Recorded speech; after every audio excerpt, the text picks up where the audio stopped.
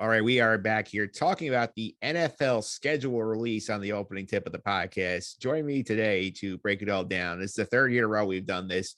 Also, one of my co-hosts over at the Sky Guys podcast, Nick Fraietta, is here. Nick, how are you? Doing well. Thanks for having me on the Just on the Suffering. It's been a while. Very excited about the schedule. I think I'm a Giants fan. I think they're a very favorable schedule, so we'll get into that. And this is a very exciting time to be a football fan when this gets released. I don't know why they don't just have a show about it. I didn't know they do, but I don't know why they leaked the whole thing beforehand. It seems really weird. I don't know why they did the show as the unveiling, but I'm sure you have an opinion on that as well. Yeah, for me, I've said this year in and year out. If you're going to do a show, and I get that they're trying to build some hype, like with the strategic leagues, they said, okay, all the networks announced one game this week that you're excited about. You're going to have, we'll give you the international games in advance, give you the first Thursday night game at the draft. But like, do we really need a schedule show in like about 2 hours before draft? Everything's been leaked pretty much. Yeah, not at all. I would like it if nothing was leaked at all. Literally the entire schedule was unveiled. At the show, literally everything. That'd be really cool. It would be, but then again, you have all these guys, the teams who are like have their connections with the reporters, like, I have this information. Like I get power, give it to you. That way you can be the one who has the story, and I'm giving it to you. Yeah. A lot of that. And it's also like easy to figure out because it's like process of elimination. Like you know your opponents when your season ends for the next year. Then it's like, well, if you're playing all these teams and the only team left is week 12, you know who you're playing. And then if the Giants play the Titans week 1, it means the Titans are playing the Giants week 1, and it goes back and forth, and then you can just figure out everything. Yeah. I think is one thing that the NFL just doesn't care about enough. They're like, we'll just have the announcers on during the show and talk about games they're looking forward to, and people are going to watch anyways. I don't think they really care about sealing up any of the leaks. Yeah, it seems silly, though, because it seems like there's a few things, this is one of them, where you can just get easy audience. I feel like this. And then I know they do it, or at least try to, but like an award show for MLB, NBA, NFL, NHL, like a show to give the MVP and all that, like maybe after the regular season, before the playoff starts, it would just, people would watch it. People would love to see it. I don't know why they don't just do that. To be fair, they did like seal the leaks of the NFL honors year. I don't think I saw any of the leaks of the awards come out the day before, like hour before they actually came out the show. I think that's progress for them. Yeah, the NBA though, they just like announce it as they're going. It's just randomly you check your phone on a random Tuesday and it says Jokic is the MVP. Like, oh, that's what I'm finding out. Yeah, it's a problem. I do think that like maybe you tie in with the lottery or something, have like a special where you give the first pick out. Maybe you do that. Yeah, which is coming up too. Lotteries, I believe, Tuesday. Yeah, so it'll be out the day after this episode drops. So when this episode drops, this episode drops on Monday. Yeah, it drops on Monday the 16th. Okay, so we won't know who has the number one pick when you're hearing this, or you might if you're listening to it a day late, too late. Yeah, I'm gonna actually break some news for you about the NBA lottery here. The Knicks will not get the top pick. You can put that in the bank. I don't think so either. What is their probability anyway? They get something like 9%. Here it is. I have it in front of me. Oh no, they only have a 1.8% chance. I think they have like a 90. I think they have a better chance of dropping back if they do of getting the first pick. They have the 11th odds. I think if you add up all their odds, it's about a 9% pick to get 9% to get into the top 4. That's what I was thinking of. 9% top 4. Yeah. It's like, and knowing that they'll pick 12 because somebody behind them will jump for some stupid reason. Yeah, I like the lottery. Good. It's a good system. Yeah. Let's get into some of this general thoughts on the NFL schedule here. So we got into obviously a bit of the release timing thing. Did you like what they did where they give you a little bit of a tease? Like, oh, here's ABC's top game, maybe the stuff like that. Do you like that? No, I just want it all at once in one show. And I think people would actually like the NFL draft. Obviously, nothing's leaked beforehand. It can't be because it's live. Yeah. People watch it because it's exciting. I think if you made this the same way, people would watch it. You know, not like say, it was yesterday, I guess it should have been. So let's just say Thursday the 12th at 8:00. I don't know, one game at 7:59, and it's maybe an hour or 2 hour show, and you get the whole schedule by the end of it. People would watch it. People would get together and watch it. It'd be an event like the draft is. Yeah. You can even do it over multiple nights. You could just say, okay, here's weeks 1 to 4 on Monday. Here's weeks 5 to 8 on Tuesday. So you could. Yeah, but they don't see that or they don't care enough about that. That's the way I see it. Yeah. I just, it seems weird though. Like, why wouldn't you want people to, you know what I mean? Why wouldn't you want people to tune in. Watch. Yeah, tune in to give you money. Yeah. Watching. Yeah, and I mean, I think the other thing, big news of the NFL, obviously, is like right around the schedule release yesterday, they had the report that like Tom Brady's going to be the number one game analyst at Fox when he retires, getting 10 years, $375 million. To me, like that's just absurd when you consider like how much money these top analysts get paid. That's an absurd amount of money, but I mean, I don't think ESPN or Fox or CBS would offer it if it wasn't worth it for them. So if they're making that money from somebody, then pay them that money. I mean, it sounds crazy when you work in an office. There's always that guy who sits in the office who goes, I can't believe these guys make $30 million to play baseball and they want more. Well, I don't think that guy realizes is that a guy like Mike Trout brings in a lot more than $30 million into the Angels organization and baseball as a whole. So yeah, he is worth that money. Yeah, if you're bringing in that money, then you're worth that money. My question though is more like I get like if he's playing, like he's worth that much money, but like would you say like arguably, I mean, the game's the product. You put like a competent announcer on there, like are you getting that much less ratings than having Joe Buck or Troy Aikman call the game, for instance? That I don't know. If Tom Brady so. brings in, let's call it 37 million per year, because it's roughly what it is. If he brings in $40 million a year more than they would have, then absolutely. If he doesn't, then no. I think it's just like a sunk cost thing. I think they feel like they have to have like the top talent on there. I just feel like, you know, like there are plenty of like interesting people who could call it. And as long as you're not a butcher, I think you're still getting people tuning. I think the big issue you have is you have people complain about the booth like they did for Monday night for all these years. Well, yeah, Monday night's booth has been horrendous. I mean, nothing against like Mike Tirico, but when Mike Tirico is your best announcer, I think it's a problem. Well, Mike Tirico is going to be the NBC lead announcer. Yeah, I mean, he's okay. Don't get me wrong. He's not bad. He really is. He's okay. But like when you have, what's the guy's name from Mike and Mike? Yeah, I know Steve Levy was the Monday night guy for the last couple of years. Yeah, Steve Levy does. That's ridiculous. Like, you know, and nothing against Steve Levy, but like that's to me is crazy. Like, you know, when you're watching like a big football game and it's Al Michaels, or when you're watching, or it's Troy Aikman and Joe Buck, or if it's Nance or even Kevin Harlan or something, like you know it's a big game. When you hear Steve Levy, it honestly feels like I'm watching a women's college basketball. Yeah, well, that's not a problem anymore. All four of them seem to have big ones, including Amazon now has Al Michaels, and they have Kirk Herbstreit with him. So that'll be fun when we get to that package. Talk about that. That's gonna be weird because I've never heard him do NFL. I know he did one of the games the end of last year. The ESPN usually trots him out when they have the doubleheader. They have him do one of the other games. Interesting. Yeah.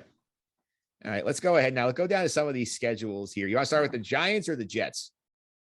You choose. You know what? Answer me this. Yes. Is the Giants heads or tails?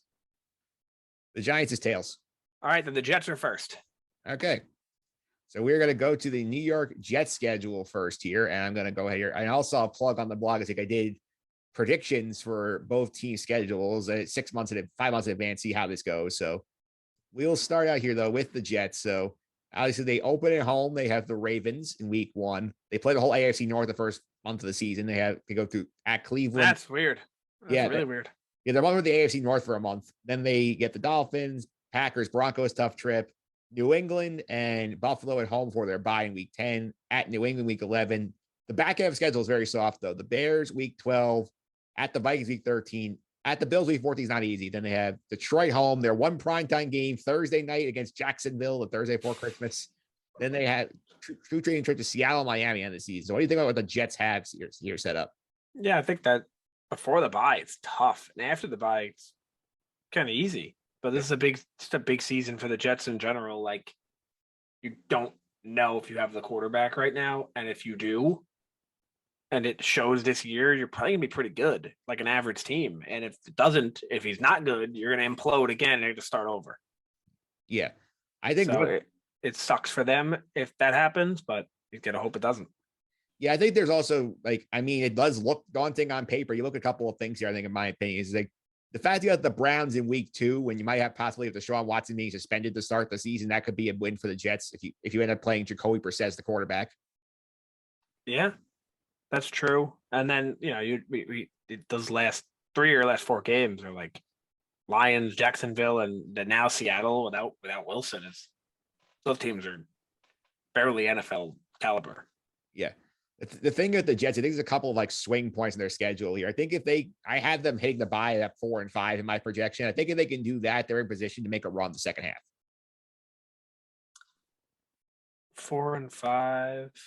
Who is the 4? You have the Browns in there. You got the Dolphins. I had the Browns, the Dolphin home game at the Steelers. Again, looking at you're starting either you're starting either like Mitch Trubisky or a rookie and his right. fourth. And who's that fourth? Just someone random. They just pull one out. New England at home. So you get I could see it. I think they probably end up with 3, but if you end up with 4, I think you have at least 3 wins in the back half easy. So I think the Jets should feel very comfortable to have at least 6 wins this season. And if they don't, I consider it a massive disappointment. Yeah, I feel like the total is going to bump up because it's been 5.5 for the Jets for all. It's going to go up at least to 6.5 now. I would take the over on the 5.5. And I think if they get anything less than that, it's a massive disappointment and it's time to start over again. If they get less than that, you're looking for a new quarterback and the entire team's getting wiped out. Yeah, I think 6 is the number that they should have. And I'd be happy if they get 7 as a Jets fan. Yeah, I think I had them based on the sequencing here. And I'm operating the assumption of a Watson suspension in week 2 and they're playing Brissett. I said 9-8 for the Jets. And they missed the playoffs. It depends. It we spoke about it, but it depends. If Wilson is all that it's advertised and what we think he can be, that's not out of the question at all. If he isn't, 5 wins isn't out of the question. Yeah, and if he isn't, they're looking for a quarterback next year. That's right. Yeah. Yeah. All right. Let's switch focus gears from into your team, the New York Football Giants, who I also want to mention here that did you also see in terms of general notes, did you notice that they have given 13 different teams 5 primetime games this year? I did not. I mean, the Giants only have 1, if I'm not mistaken. Yeah, the Giants and Jets both. Well, I guess 2. Does the Green Bay game count? No. Doesn't count? No, it does not count. It's one of those, it's an international game. Well, I guess it's not primetime, but it is nationally televised, right? Yeah, well, I mean, they have 3 national televisions. Look at that. You have that Thanksgiving and the Monday night game they have. Yeah. All right, so there are 13 teams in prime time. Shows that they're spreading the wealth, which is a good sign for the league because they have that many teams that they consider interesting. Yeah, I saw the Lions got 0. None, which that's good. I mean, that makes sense. Like, no one. I'm surprised Jacksonville did, and the Jets. Honestly, I was surprised the Jets. No, the Jets could have if you put the right opponent there, but I was surprised Jacksonville did. I guess it's the star power or the assumption of star power between the 2 number 1 picks they've had. But it's also burying the game right before Christmas too, where they say, let's get their primetime appearance out of the way to play a third short week. So we'll just put it on there and people are Christmas shopping. I mean, if you don't lose the odds, not a big deal. Right. All right. Let's now go to the Giants. I think it is interesting in terms of how you sequence it because, I mean, they start off on the road against Tennessee. They get 3 in a row at home after that. They get Carolina, Monday night against the Cowboys. Then they host the Bears. They go to London. They don't take the bye after the Packer game. They have the Ravens at home. They go to Jacksonville and Seattle. Have a bye, come back, Houston, Detroit. They go to Dallas on Thanksgiving. Something, Nick, I called before this. I talked to you this. You did. Yep. You did. You told me that, and it made perfect sense. Basically, they haven't done that for so long because people are watching that Giant Cowboy game regardless because they're good teams. The Giants have been so bad for so long that it's not a game people are really interested in anymore. Put it on Thanksgiving, you get yourself some ratings. Yeah, that's their first time since 1992 that those two teams have played on Thanksgiving. Yeah, and I've thought about that too. In my lifetime, I was born in 92, so I've never seen. I guess I have technically seen it when I was less than a year old, but I always wondered, like, why do the Giants ever play Thanksgiving? Well, because like it seems like Aaron Rodgers is playing on Thanksgiving versus the Lions every year, or the Vikings, or whoever, and then Dallas always playing against like Washington or whoever, and I'm like, well, how come the Giants are never there? And that answers your question. They did play 1 year on Thanksgiving, though, not versus Dallas. They played against Denver. Yeah, that game in 92 was a 30-3 loss. So we'll see if they do better here this time around. And they have basically they have like 5 of their 6 division games at Thanksgiving or later. They have Washington for the first time, the Eagles after that. Then they go to Washington, they go to Minnesota, they host the Colts, and they end at the Eagles. So I think for me, the interesting thing here is that like 12 to 15 is the whole season. Yeah, because the way you look at it here is like, and the way I looked at it when I went through game by game here is that like you would not be surprised they're like hovering around 500 by the time they get to Thanksgiving because they play a lot of bad teams early. Like, when was the last time? And I don't expect you to know this. I would assume I think I know the answer, but I can look it up to confirm. But when do you think the last time the New York Giants won 4 games in a row? I gotta say, this is probably going back maybe like 2008. I was gonna guess 2016. That's Yeah, possible. they did. In 2016, they had won 5 in a row at one point, or actually 6 in a row at one point. But they have here Jacksonville, Seattle, bye week, Houston, Detroit. Whether or not they win all 4 of them remains to be seen, but I think they'll be favored in all 4 of those games. I don't think they'll be. I think they'll favor the 2 home games. I don't think they'll be favored in both road games. I think Seattle will be favored over them at home. I think Seattle's going to win like 2 games. Yeah. The key is here. I mean, also look at it early. I mean, the Panthers are not good. That's their home opener. They have the Bears. Panthers, the Bears, the Jacksonville, Seattle, Houston, and Detroit are 6 of their first 10 that are very winnable games. Now, here's what I always say though. Yes, they're winnable games, but don't you? This is, for the audience who doesn't know, based on the name of this podcast, Justin the Suffering, it's mostly a New York-based podcast in terms of sports. So I am a Giants fan. Mike is a Jets fan, as you know. Don't you think every Seahawks fan in Seattle is looking at that schedule and going, "Oh, week 8 Giants at home, that's a win." Yeah, they're probably saying anything about the Jets. Like, oh, week 17, the Jets at home, that's a win. Yeah, so we sit here and just go, "Oh, Seattle, we can win that," but they're thinking the same thing. And to be honest, if you look at the Giants recently, they've been right more often than they've been wrong. Yeah, I also think it's interesting that basically the Giants goes the opposite of the Jets, where like the Giants have the easy games front load and the back of the schedule much harder. Yeah, and the good news is though, you're right, it is backloaded and harder. But division, as you know, division games are just you never know. They're toss ups, and the fact that they have 5 division games in their last 7 games, you never know. Like you just go 3-2 in those games, and that's not out of the question. Or even 2-3. If you start like 6-4 and you end like and then you're like 2-3 in those division games, that's 8 wins. Yeah. I'll tell you what I projected as. I had them basically getting to week 13, beating Washington, being at 6-6, and they lose their last 5, go 6-11. And I wouldn't do that terrible. I mean, it sounds awful to say, but 6-11 is a pretty big improvement with how bad they have been. Yeah, which probably the worst case scenario for the Giants, whereas like you get your fans hooked in thinking, oh, like we have a good coaching staff, we're surprising, like Daniel Jones is playing well, and then like you buy on, you don't meet the plus, and you're not probably in a position to get the quarterback without having to trade up for one. Yeah, I think the Giants are in a position a little similar to the Jets, but more so last year, as it's like the Jets are in that scenario right now. Is do we have the quarterback? We're not really sure yet, and if we don't, we'll move on. If we do, great. And the Giants are in that same situation, but with the Giants, it's more like we're like 95% sure we don't have the quarterback, but he's under contract for another years and no one's going to take him. So we might as well just play it out and hope he ends up being good. Yeah, I think your key, if you're a Giant fan, if you want to have a season here, I think you have to go like at least 3-1 in that Jacksonville, Seattle, Houston, Detroit stretch that Nick highlighted. I think that the big problem, the not the problem, but the goal here with the Giants, and it sounds terrible, is either be good or be terrible. Don't do what I said. Don't do 6-11. Don't go 6-11, and then are we sure Daniel Jones looked pretty good? Should we give him another chance and then just hover around 6 wins forever? I feel like if you're gonna be good, be good. If you're gonna be bad, be bad. Like it's okay. Yeah, it is okay. Now let's go around some of the more marquee packages here. So you want to do holidays? You want to do prime time first? Let's do some holidays. All right. So we will start on Thanksgiving. So we just mentioned one of those games here. So the early game on Thanksgiving is Bills Lions in Detroit at 12:30.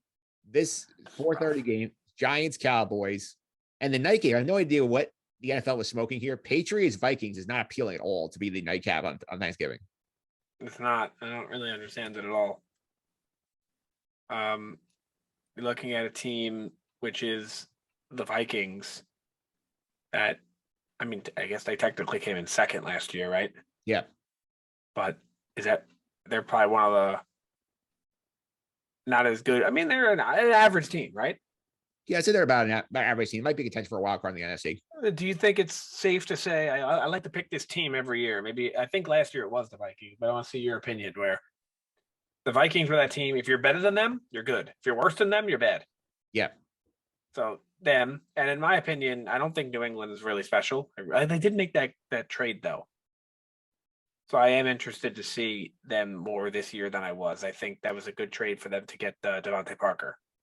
I think the thing is, I feel like the Patriots, I feel like are going to be like, I don't think they're as good as they were, as their record indicated they were last year. I don't think so either. I am on the record as not being a firm believer in Mac Jones, but we'll see. Yeah, and they're one of those 13 teams that got 5 primetime games. So you're seeing a lot of Mac Jones. Yeah, I'm not a huge fan of his, but at the same time, I guess you just let's take a look. I don't know if you can do it this way, but this is week 12, Thanksgiving. So in my mind, you pick 2 average teams and pin them up against each other in a game that's probably going to be, although not exciting because I don't really care, but a good game. Yeah. So what were the other options that week that you could have picked? So I'm looking at it right now. Yeah. You can't get any game you want though, right? Like that Rams Chiefs game, you can't take that. No, it's a matter of like you're trying to satisfy all the parties as best you can. So when you look at the schedule there, the only other game that I can see that doesn't look like it's and you could be wrong, it doesn't look like it's a game though that like you know the rules better than I do. Like I obviously you can't take the Monday night game, you can't take the Sunday night game, you can't take the. I mean, they could just put them there and put something else on those other slots if they wanted. But the game that looks like it's not in a big spot that could have been taken is the Bengals game. Yeah, Bengals Titans. Yeah, but like it looks to me like when you look at the schedule and you look at that Rams Chiefs game, that's your Tony Romo game or your Aikman game. That's I guess now the Kevin Burkhardt Greg Olsen game.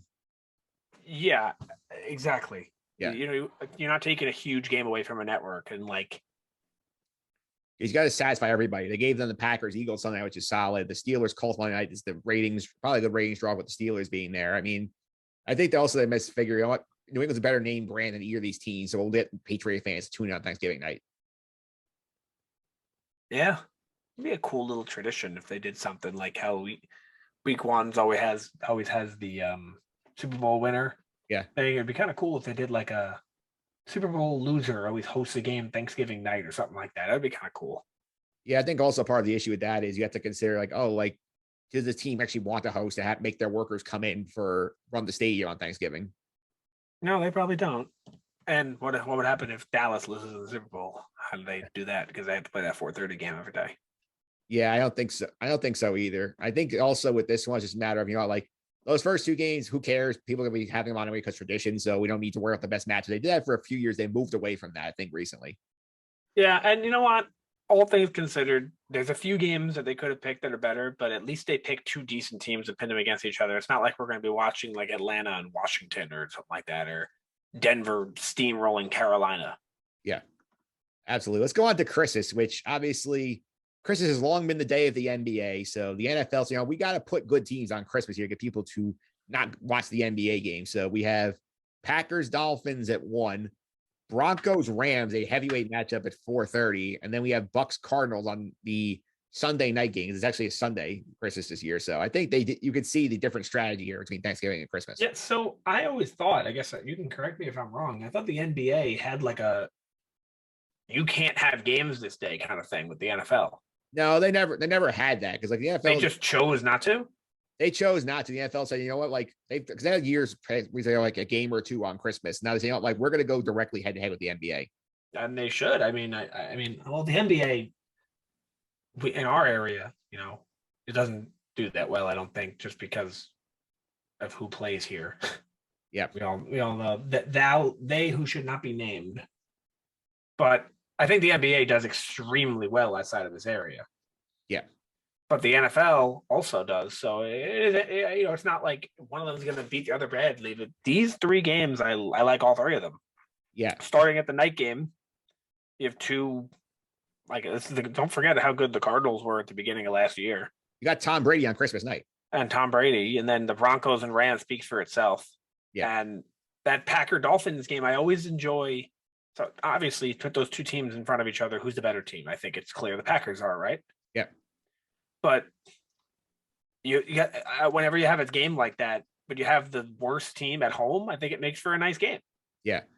This is, again, I feel like they sort of realize that, like, if we want to go up against the NBA, where they're going to have, like, the Lakers on somewhere, and regardless of how good they are, they're going to have to probably have, like, the Nets in there, the And Warriors. the Lakers, the Knicks and Nets and Celtics and Warriors and probably one other team that's really good. Probably give us a Miami.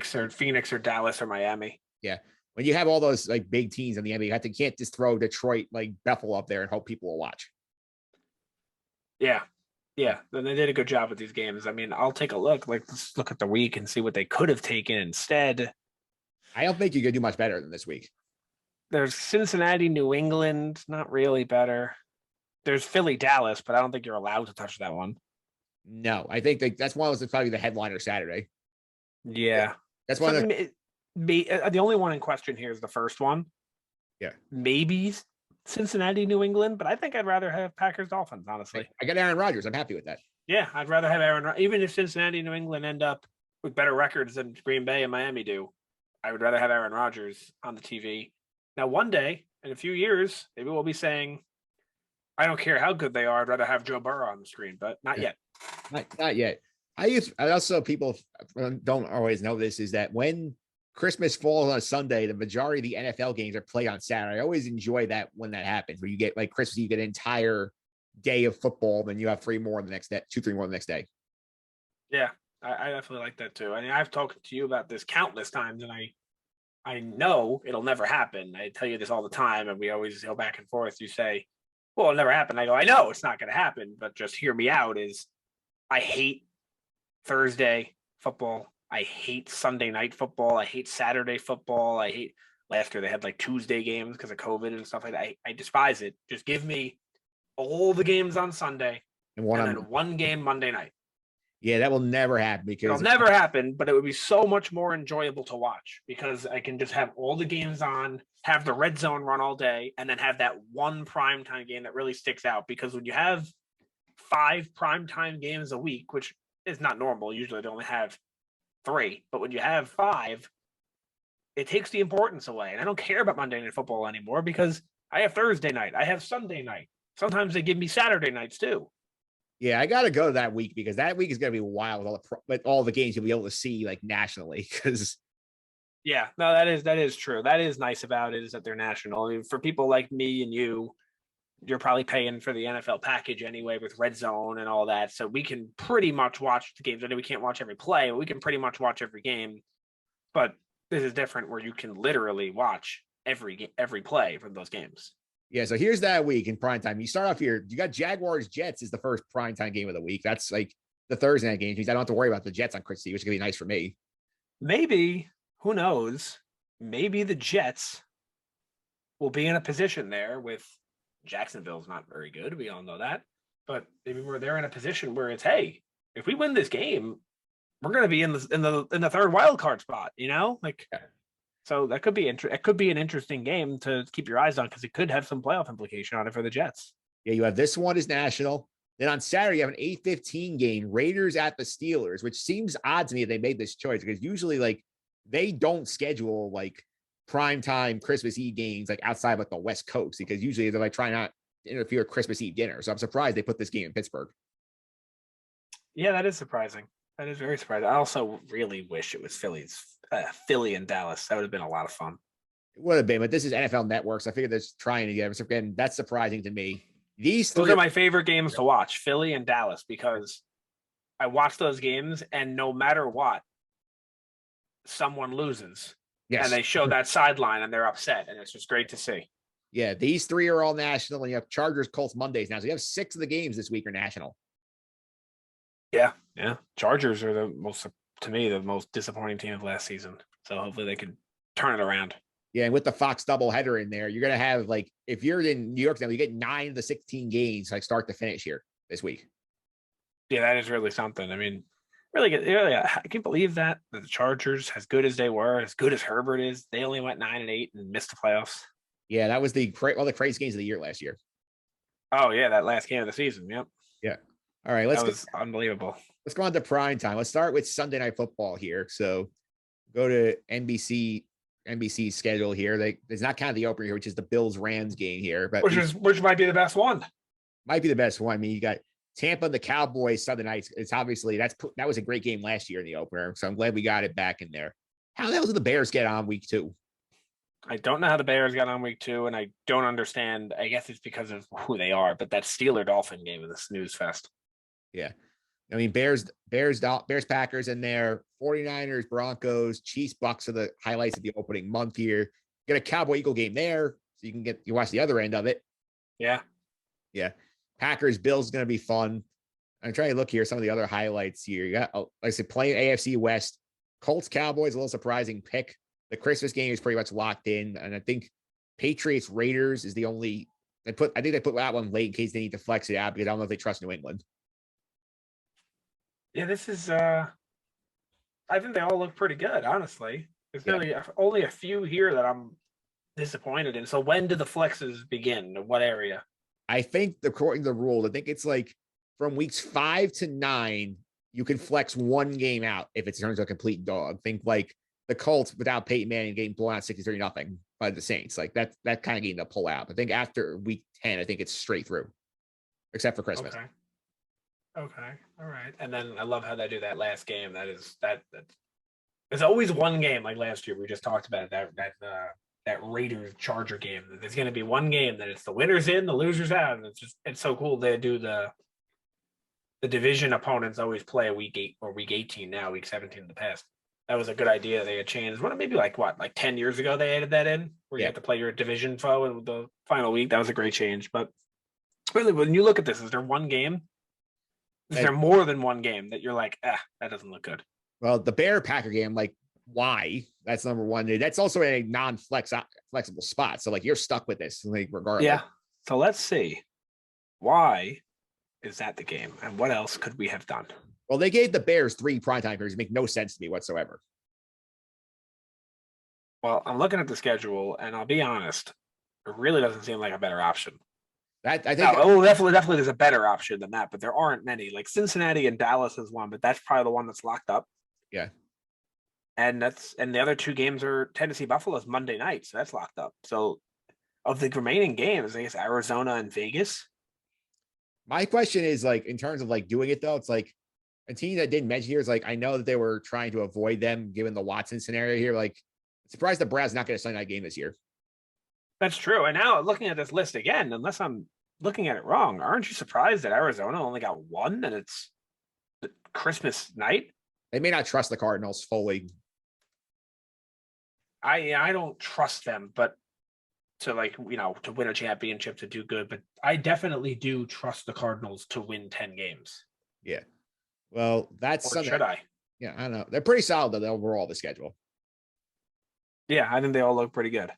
All right, so let's switch gears. Now we'll go to Monday Night Football. So in terms of the Monday night schedule, which of note this year, we're going to have 4 of these games being simulcast on ABC. I think one's exclusive to ABC. So I'm going to share that list now. And yeah, I saw that they're doing the doubleheader on week 2. Yes. They usually do that on week 1. Yeah, they are. The week 2 doubleheader there is Titans, Bills on ESPN, then Vikings, Eagles on ABC. Is there a reason they decided to do this week 2 that they've announced, or we just don't really know? We do not really know. I think it's part of the fall schedule kind of deal where I think they want to. I know ABC took Dancing with the Stars off of their schedule and shifted to Disney Plus. I think they're using some of the Monday night games to fill like those slots. Interesting. Yeah, but, one that jumps out to me, not because of the game, but there is a game on Halloween night. That's cool. Yeah, Bengals Browns. Yeah, that's cool that you got a Halloween game, and then no Monday night. There's no Christmas or anything like that, but you got that. Yeah, you got that Halloween game, and overall, honestly, usually, or not so much recently, and they've done a good job. But usually, Monday night sucks. Yeah, they did a little better. They've done well. Yeah, I mean, look, even week 1, terrible game, but that's a great story. Yeah, I call that game as being a Monday night game. They're definitely going to have Russell going back to Seattle being a Monday night game. Yeah, that's I would imagine they will win that game by more than 14 points. But the story, like the storyline's fantastic. And take a guess right now, without looking at anything. What is the lowest ticket price on Vivid Seats for that game? Probably in the hundreds. $294. Yeah, as I say, because like it's the big like revenge game for them. Like I say, why'd you leave us, Russell? Yeah, absolutely. Yeah, and there are 5 ABC games on here. So, and so they're probably the 5. Well, 4 of the 5 best games on the schedule in there. I mean, Giants Cowboys is on the ABC simulcast too. And then you look at here, they put Packers Rams in the ESPN ABC hybrid, and the same for Bengals Bills. So when you do the simulcast, is it literally the exact same broadcast just on 2 channels? Yes. Okay. The Viking ABC one though will be different because those games are going to interfere, so they can't have the same announcer for that. No, I'm assuming that's where Buck and Aiken will be on the ABC one. It's where somebody else could do the ESPN game. That's really. I would almost flip those games if you ask me, but I also noticed another common theme here. You look at this, a lot of AFC West teams because those teams are all very good. Yeah, it's going to be a fun division this year. Yeah. And I think, again, this one, like, what's the big stinker here for you? Of any of these? Yes.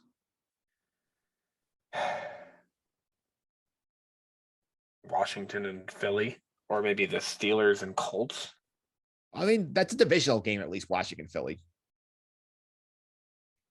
I guess I'm going to go with Steelers, Colts then. For me, right here, Bears. Actually, oh yeah, you have it out for the Bears, but I'm going to change my answer. It's to me, it's Giants and Cowboys. Yeah. Yeah, but I understand that's Giants and Cowboys, but to me, it just seems like the Giants still kind of suck. Yeah, well, it's the Cowboys. They'll get ratings for that game. It doesn't matter who they put on with the Cowboys. No, they're getting ratings, but I'm thinking, what's the snooze fest? It says the Bears Patriots because that game to me is completely uncompelling. Yeah, it's interesting. So what do they see in the Bears? That they're in the Chicago market and have a storied history. So let me ask you this. If you have it in front of you, if you don't have it, don't worry about it. What is the Bears over under this year? Probably like 5.5. I would say 6.5. Maybe they know something we don't. And it's time that we invest in the Bears over. I'm not in touching the Bears over. 6.5 is their over under. I am not in touching the Bears. I would take the under more than anything because they did nothing to help Justin Fields. They did absolutely nothing. You're right. But something is fishy to me that they're getting all these primetime games. They have to be like the Steelers make sense because the Steelers haven't been bad, I feel like, ever. And even they're not that bad. They just lost Ben. But the Bears have an unusual amount of primetime games. Like, what if I told you the Bears have the same over-under as the Lions and the Jaguars do this year? Yeah, that doesn't make sense. Yet they have how many primetime games? You said 5? They have 3. Oh, okay. 3. They have 3. Those other teams have 1 each. And not 0 in the case of the Lions. All right. Last but not least here, though, we're going to go to Thursday Night Football on Prime. Nick, are you an Amazon Prime subscriber? Yes. Yeah. So you'll see these games here. And they obviously try to hook up the new broadcast here with some interesting games. There are obviously the headliners like Chiefs Chargers is in there. You have a Ravens Bucks game that's pretty good in there. Titans Packers fun. The Thursday after Thanksgiving, it's probably the Patriots there. They put Bills Patriots on there as the 1 week after Thanksgiving game. I think that explains the Thanksgiving thing a little bit. Yeah, it could. I'll try to take a best and a worst here. Well, we know what the worst is. What do you think the worst is? Jets Jaguars. Oh, I thought you were going to say Washington and Chicago. No, it has to be Jets Jaguars. That game, nobody outside of these two families is going to watch this game. Yeah, no, that's got to be the worst here. So the two I'm stuck between for the best is either the first one or week 8. Yeah, Ravens Bucks is very good for a Prime Video game. Yeah, I think that's what I'm going to have to go with. I mean, the week 2 was pretty good too. That's I'm excited. Anything that's going to happen in that division, I'm excited to see, especially when those teams play each other and they're all going to be bloodbaths. Yeah, I mean, they did a pretty good job of spreading, burying the dog teams for the most part.